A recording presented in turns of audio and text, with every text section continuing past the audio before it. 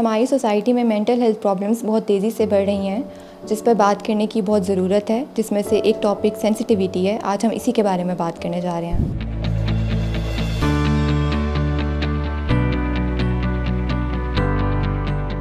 Assalamu alaikum, my name is Neha. I am a clinical counselor and a hypnotherapist. Today we are going to talk about few signs of highly sensitive people. सबसे पहले मैं ये term describe कर दूँ। Sensitivity means हसासियत। जिन लोगों में हसासियत बहुत ज़्यादा होती है उन्हें हम हाईली सेंसिटिव पीपल कहते हैं। ठीक है, मैं आपको कुछ साइंस बताने वाली हूँ जो आप खुद में और अपने इर्द गिर्द के लोगों में ऑब्जर्व कर सकते हैं। जो बहुत ज़्यादा हसास लोग होते हैं वो दूसरों की बातों का बहुत ज़्यादा असर लेते हैं, उसकी वजह से बहुत ज़्यादा परेशान होते हैं और बहुत ज़्यादा सोचते हैं और अपनी ज़िंदगी में होने वाले हालात और वाक़यात का बहुत ज़्यादा असर लेते हैं।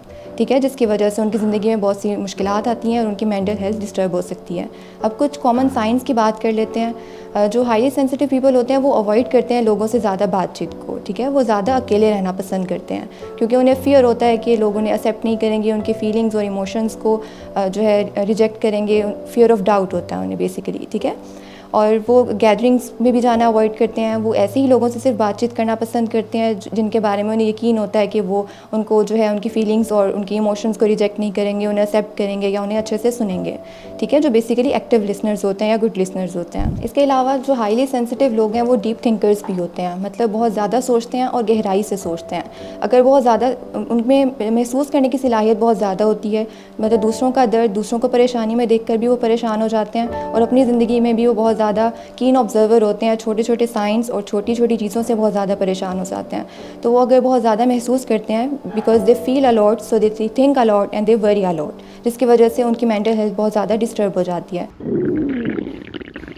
लगता है बाजार के खाने बहुत खाते हो। जी डॉक्टर साहब, मैं ये मेडिसिन प्रिस्क्राइब कर रहा हूँ, वो आप ले लेना। अब कोई भी मसला हो तो मरहम से डॉक्टर की ऑनलाइन कंसल्टेशन बुक करो, क्योंकि डॉक्टर से बात होगी अब घर पर। इसके अलावा हाईली सेंसिटिव पीपल जो हैं कम्युनिकेट करने में बहुत प्रॉब्लम फेस करते हैं, लोगों से बातचीत करने में, और डिसीजन मेकिंग इनकी पावर जो है वो वीक होती है। लाइक कोई भी डिसीजन लेने से पहले ये बहुत ज़्यादा डाउट में जाते हैं, बहुत ज़्यादा फियर में जाते हैं। इनको खुद पर इतना भरोसा नहीं होता कि जो भी डिसीजन लेंगे वो ठीक होगा। इसकी वजह से इनके जो डिसीजन हैं वो अक्सर गलत भी हो जाते हैं, जिसकी वजह से बहुत ज़्यादा परेशानी होती है।